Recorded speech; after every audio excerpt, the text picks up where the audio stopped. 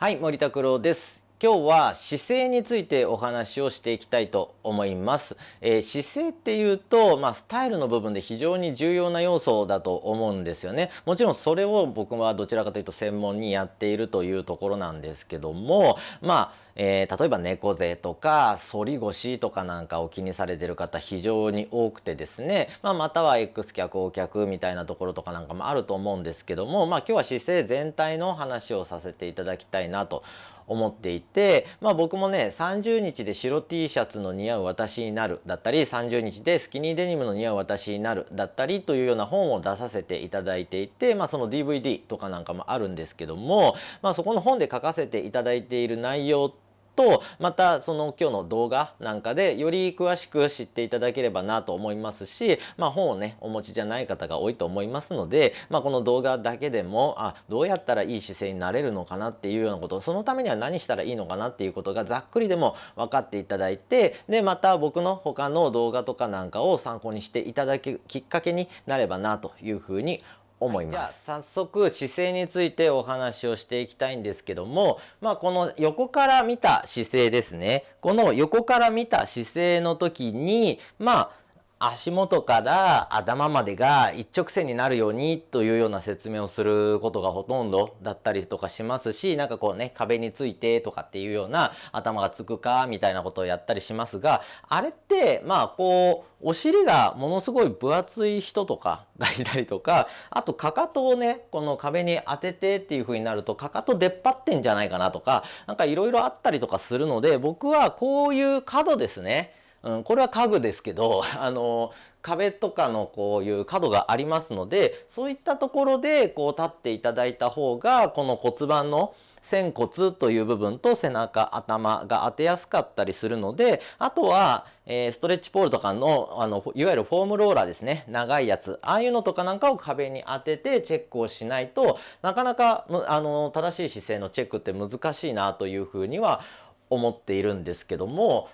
そのチェックでも全然いいんですが、普通に立った時に、どこで、体重を乗せてるのかなとかっていうことを知るのに、何もない状態で横にこうやって立っていただくんですよね。はい。で、その時に、いわゆる、足元から行くと、このくるぶし、ここにありますね。このくるぶしの前側のところに、この膝のお皿の、後ろですね。大体ね、この膝、ここあった中の真ん中らへんっていうふうに思っていただいてもいいんですけど、やや前ぐらいなんですよね。この膝のお皿の後ろ、お皿じゃないですよ。お皿の後ろ、ここの部分から、垂直に伸びてるのがこのくるぶしの部分なんですよね。はい。で、足で言うと、足の裏で言うと、ここですね。かかとのこの骨の部分の少し前、ここの部分にそのままくるぶしの前が来てますので、このかかとの骨よりも前側なので、つま先重心とかかかと重心にしましょうとか言いますが、かかとの前重心ですね、言うなれば。はい。そこのところに体重が乗るように、膝がまずここに来る。ここに来るっていうことが意外にうまくできてなくて、これよりも後ろに膝が行ってしまうことを過剰に進展してしまっているという状態になるので、こうなるともうすでにずれてますよ。ずれてるっていう状態になります。またそれよりもこういうふうに前に行っちゃうとつま先重心という状態になりますし、これも膝が前に行ってるんだけども、こういうふうに後ろにスウェイしてしまってかかとに乗ってるっていう人もいたりするので、とりあえずはね、この膝のお皿の後ろがちゃんとくるぶしの前、足首のところら辺に体重が垂直に乗ってる状態。次ですね、ここの大天使。大天使詳しい方ね、多いと思うんですけど、こう腰骨からずっといったところでポコッと出てる骨です。横側にポコッと出てるところですね。一番出っ張ってるところじゃないです。ここに骨があるはずなので、触ると肉じゃなくて骨、こうコンコンコンと当たる骨があるはずなので、そこのこの骨の一番出っ張った部分がまた、膝のところと、足首のところ、くるぶしの前、膝のお皿の後ろ、大天使までが垂直の状態っていうのが、まず足のまっすぐです。横から見た時のね。はい。で、次、骨盤ですね。この骨盤の角度もよく言われるんですが、恥骨、わかんない方結構いらっしゃるんですが、この、いわゆる股間ですよね。股間のこの骨です。この骨の部分が恥骨ですよね。コンコンコンと当たったら痛いところですよ。はい。で、次に、ここに、上前腸骨極っていうのがあるんですけども、ASIS と専門的には言います。どっちも専門的ですけどね。この骨、ここの出っ張った骨、こう触ってまたここも一番出っ張った骨がありますから、ここの出っ張った骨と恥骨が、床から垂直の状態になっているのが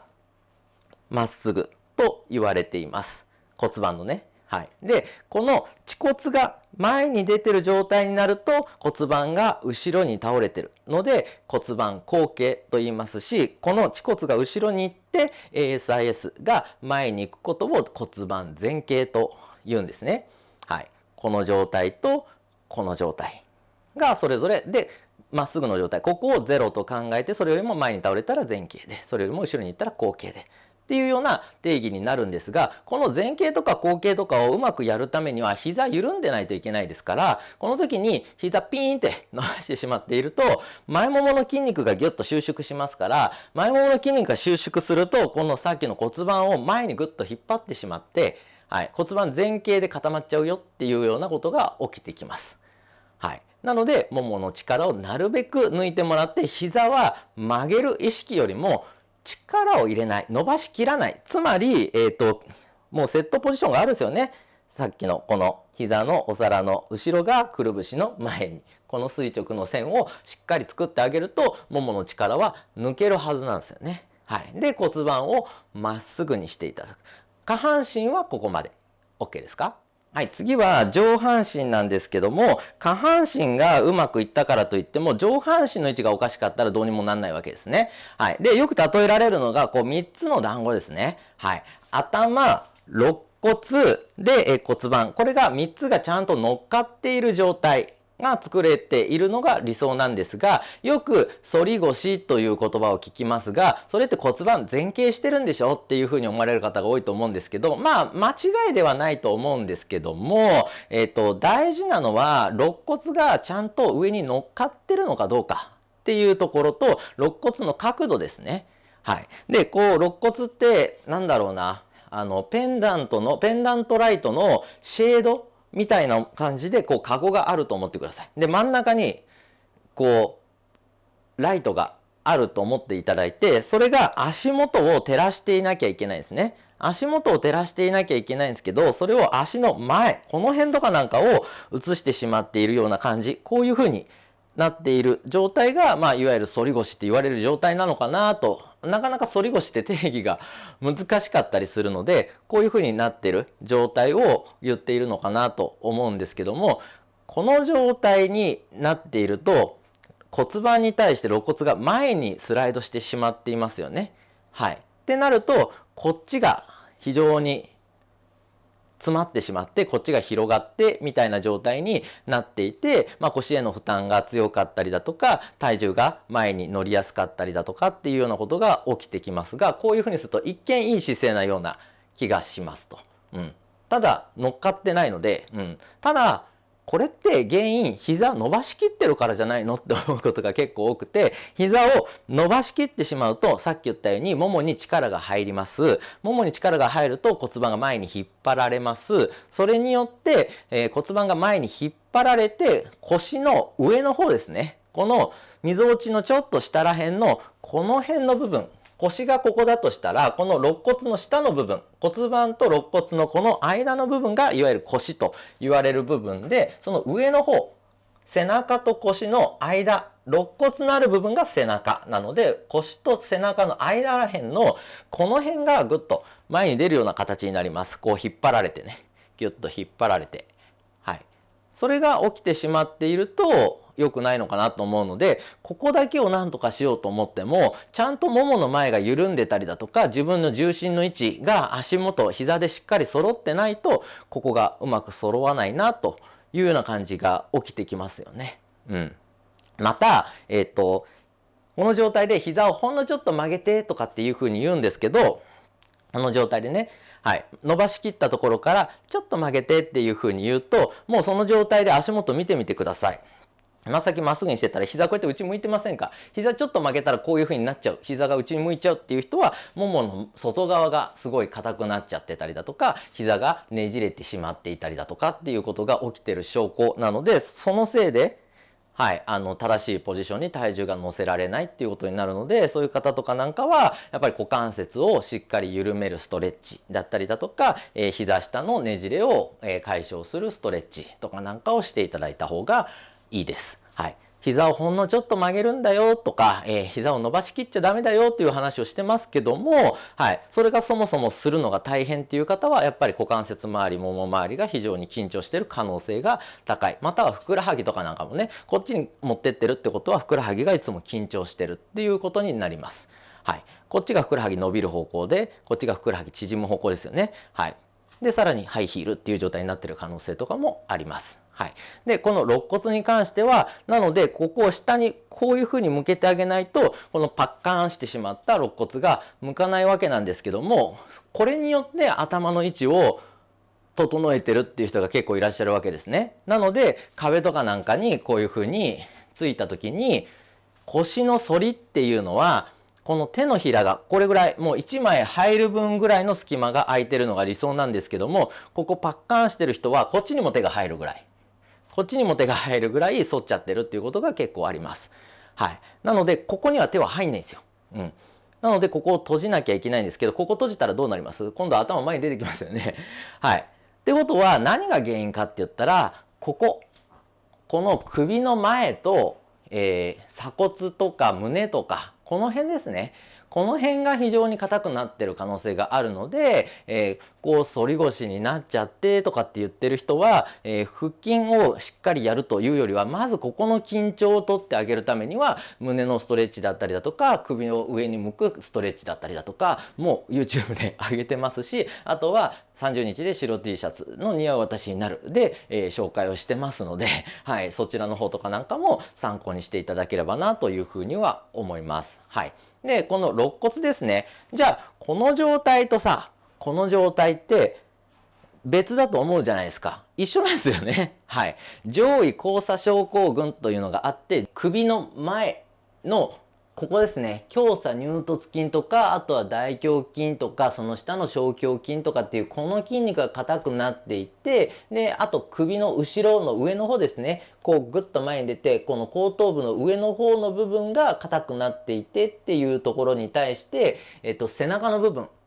首の後ろの下の方から背中の上の方にかけては伸ばされて弱くなっちゃっている、伸ばされている状態。あと顎の上です、顎の下ですかね。この顎のすぐ下のところの部分の筋力も弱ってしまっているので顎を引く力が弱くなっているというところになるんですよね。それが交差しているってこと、ここが硬くなってここが弱くなってみたいな感じになっているということなので、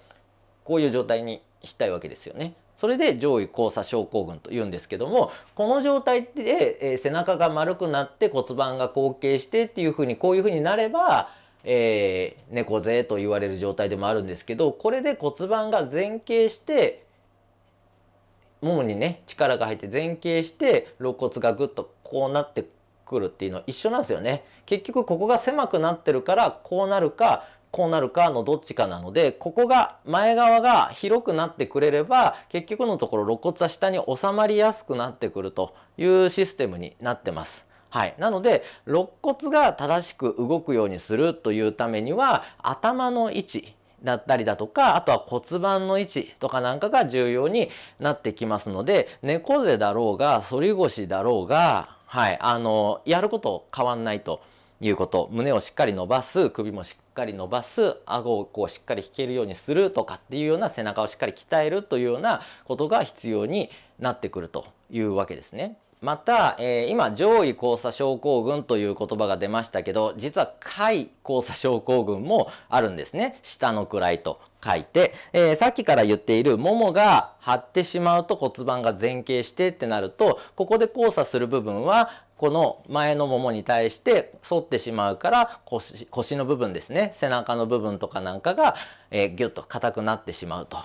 こういう感じになってしまう。で逆にお腹、下腹部の部分と裏、お尻の部分とかなんかが弱くなってくるっていうことがセットになってくるので、お尻とお腹がしっかり使われて、ももの筋力を使わないで良くなるというような修正方法があるのと、もう一つ逆方向の交差でなると、骨盤が後傾する方は、この裏ももなんかが引っ張ってきて、で、お腹がギュッと、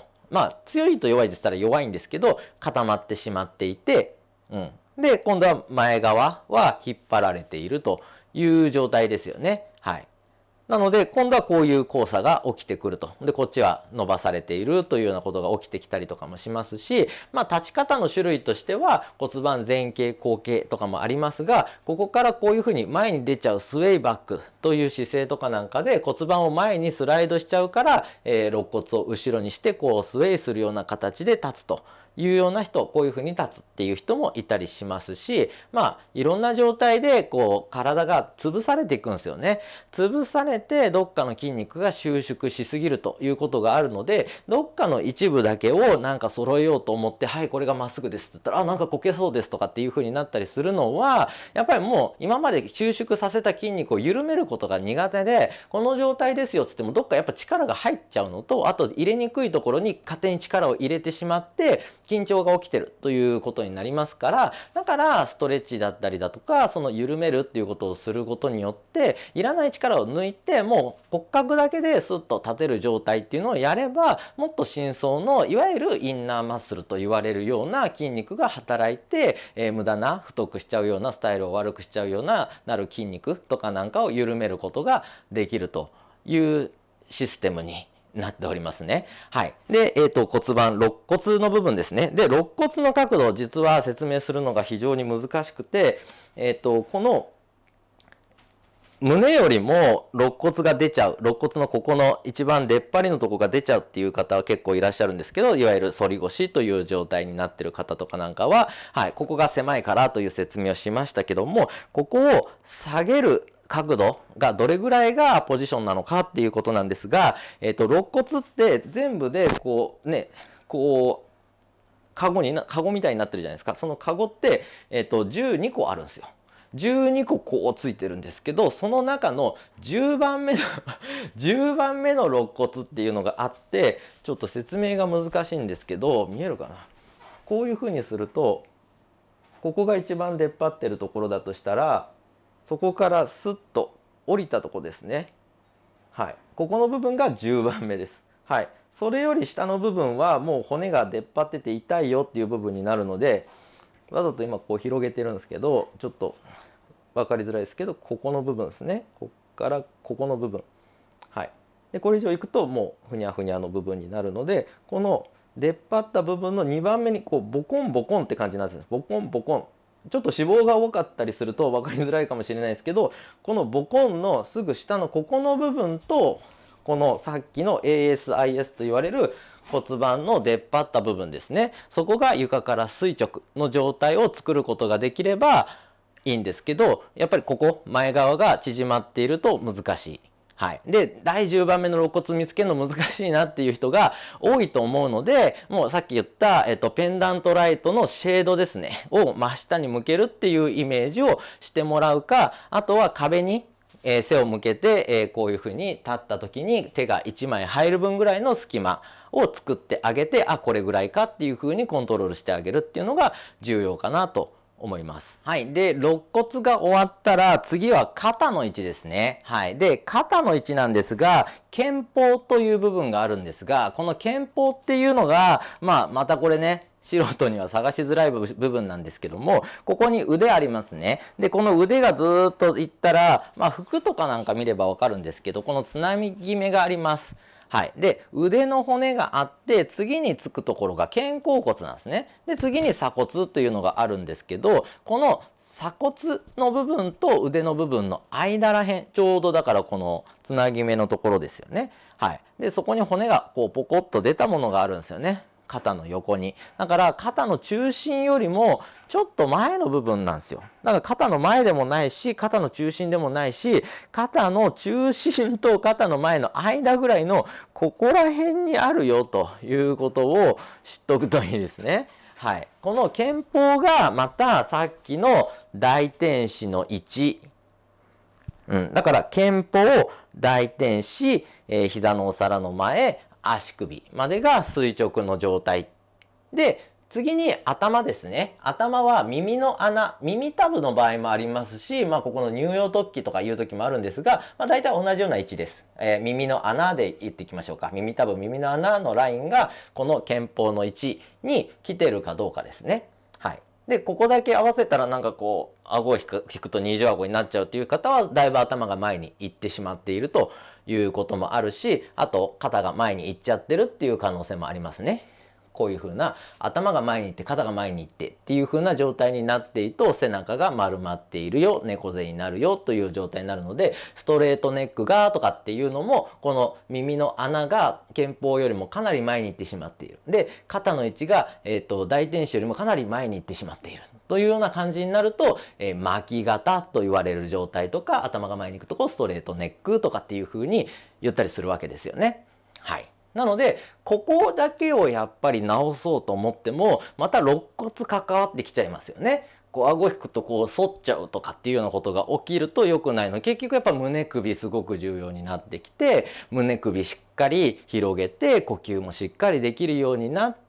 ていうことになるので、この上半身と下半身の連動とかなんかも必要だし、足元のバランスと、頭のバランスっていうのがあるので、頭の位置が前にあって一生懸命ね、足のことをやってても、どう頑張っても重心は前に行っちゃうっていう人とか、正しいポジションで取れないってことが起きてくるので、結局 O 脚 X 脚 XO 脚とかなんかを改善したいよっていうこと、足を細くしたいよとかって、ふくらはぎを細くしたいよっていう場合の時に、上半身ってすごく重要になってくるし、あとは猫背とか、ストレートネックとか反り腰とかっていう上半身の問題かなっていうこととかなんかを改善する時には、やっぱり足元とかなんかでどういうふうなところで体重を支えてるのかなっていうのが重要にもなってきたりするわけですね。